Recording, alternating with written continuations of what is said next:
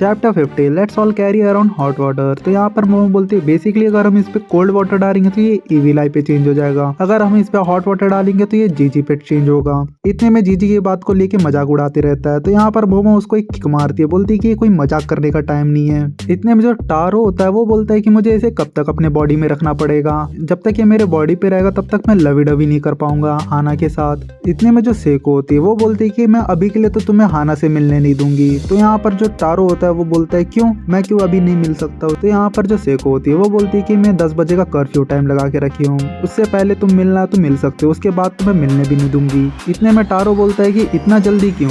इतने में जो सेको होती है वो जीजी को सॉरी बोलते हुए कहती है कि तुम अभी के लिए मोमो और ओकारुन के साथ नहीं घूम सकते क्योंकि ये खतरे से खाली नहीं होगा, क्योंकि तुम्हारे अंदर ईविल है वो कभी भी तुम पे हावी हो सकता है। तो ये मेरी रिस्पॉन्सिबिलिटी है कि मैं तुम्हारा ध्यान रखूं। तो इतने में जो जीजी होता है वो बोलता है कि मैं यहाँ पर हेल्प मांगने आया था आपसे, तो ये मेरी गलती हुई, आप क्यों माफी मांग रहे हो मेरे से। इतने में जो टर्बो ग्रैनी होती है वो बोलती है कि तुम लोग कितने बोले हो, तुमको क्या लगता है तुमने ईविल आई को अपने कंट्रोल में कर लिया है। वो एक माउंटेन योकाई है, उसे कंट्रोल करना इतना आसान नहीं है। जो भी माउंटेन योकाई होते हैं वो बहुत पावरफुल होते हैं, वो किसी नॉर्मल ह्यूमन पर अटैक नहीं करते, क्योंकि अगर वो नॉर्मल ह्यूमन पर अटैक करेंगे तो वो जल्दी अपना आपा खोकर जल्दी उनकी बॉडी फट जाएगी और वो मर जाएंगे। इसीलिए वो देखते हैं किसी हाई स्पिरिचुअल पावर वाले इंसान को, जैसे कि जीजी, वो उसके लिए एक अल्टीमेट वेसल है, इसलिए उसने इस पर काबू किया था। फिर टर्बो ग्रैनी कहती है कि अभी तुम ईविल आई की टेंशन नहीं ले सकते, क्योंकि वो अभी एक न्यूबॉर्न बेबी की तरह है, वो धीरे धीरे स्ट्रॉन्ग होगा, तब उसे रोकना बहुत मुश्किल हो जाएगा।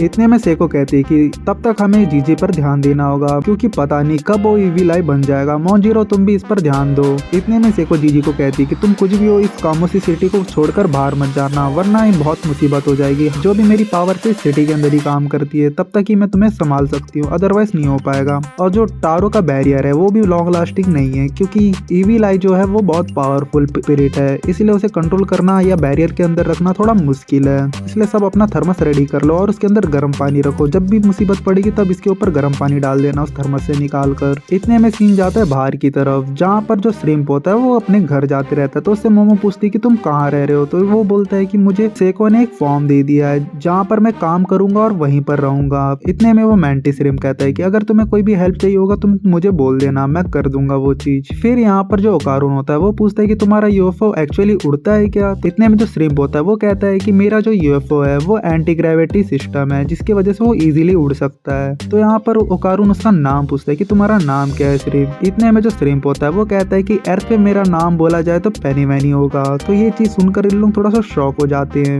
इतने में जो मैंटिस श्रिम्प होता है वो अपने बेटे को लेके जाते रहता है और सब उसे बाय करते रहते हैं। इतने में ओकारुन जो होता है वो श्रिम्प से पूछता है क्या मैं तुम्हारे स्पेसशिप को राइड कर सकता हूँ। तो यहाँ पर श्रिम्प बोलता है हाँ तुम बिल्कुल राइड कर सकते हो। फिर यहाँ से सीन जाता है किडनैपर वैन के ऊपर, जहाँ पर ये सब लोग बैठकर जाते रहते हैं हॉस्पिटल, जहाँ पर जीजी की मम्मी पापा एडमिट है। तो वहाँ उनसे मिलने जाती है लोग। तो यहाँ पर जो मोमो होती है वो बोलती है कि हमें क्या कामोसी सिटी के बाहर जाना पड़ेगा। तो यहाँ पर सेको बोलती है कि नहीं, मैं उन्हें यहाँ पर ट्रांसफर करा ली हूँ। तो वो लोग यहाँ पर आ गए हैं यहाँ के हॉस्पिटल पे। इतने में जीजी टारो को कहता है कि तुमने ये शर्ट उल्टा पहना है। तो यहाँ पर जो टारो होता है वो बोलता है कि मुझे खुला रहना पसंद है, कपड़े मैं पहनता नहीं हूँ। फिर यहाँ पर जो सेको होती है वो पूछती है कि तुमने अपना थर्मस लेके आया। तो यहाँ पर सब बोलते हैं हाँ हमने अपना थर्मस लेके आया। इतने में यहाँ पर हम देखते हैं मोमो और ओकारुन का सीन, जहाँ पर मोमो अपनी फिंगर को ओकारुन के हाथ पे डालती है, जिसको देखकर ओकारुन थोड़ा सा शर्मा जाता है और बोलता है कि तुम ये क्या कर रही हो। तो यहाँ पर मोमो जो होती है वो बोलती है कि मैं तो कुछ नहीं कर रही। इतने में ओकारुन फिर से अपना हाथ नीचे रखता है, जहाँ पर मोमो उसके हाथ पे फिर से अपना हाथ रखती है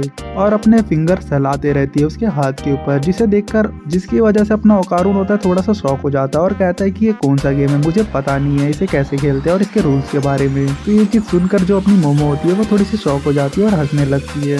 इतने में जो अपना जीजी होता है वो कहता है कि टारो हिल नहीं रहा है जैसे मैं हिलना चाहता हूँ। तो यहाँ पर जो टारो होता है वो कहता है कि बॉडी मेरी है तो मैं अपने हिसाब से हिलूंगा, तुमको जो करना है कर लो स्टूपिड इंसान। इतने में ये लोग हॉस्पिटल पहुंच जाते हैं, जहाँ पर जीजी की मॉम डैड एडमिट होते हैं। तो यहाँ पर जाकर जीजी उनकी मॉम डैड से मिलता है। तो यहाँ पर जो मोमो होती है वो टारो को बोलती है कि तुम इतने अजीब तरीके से क्यों खड़े हो। तो यहाँ पर टारो बोलता है कि मुझे ऐसे खड़े रहने में थोड़ा दिक्कत हो रहा है क्योंकि ये मेरे बॉडी के अंदर है। फिर यहाँ पर जो मोमो होती है वो बोलती है कि ठीक से खड़े हो जाओ। टारो होता है वो बोलता है कि ये थोड़ा कंफर्टेबल नहीं, इसलिए मैं सीधे ठीक से खड़े नहीं रह पा रहा हूँ। इतने में सीन जाता है सरपेंट सिटी की तरफ, जहाँ पर उस लेडी को ढूंढते रहते हैं पुलिस वाले, और वो लेडी पुलिस वाले से छुप कर जंगल में भागते रहती है इधर उधर। फिर वो लेडी कहती कि मुझे 200 साल हो गए इस बॉडी में रहते हुए। इतने में अपनी बॉडी को फाड़ कर कहती है तुमने मोमो एक नया दुश्मन बना लिया, अब रेडी हो जाओ। तो यहाँ पर वो लेडी एक एक एलियन की तरह दिखती है। यहीं पर कर्ट हाउस आर खत्म होता है।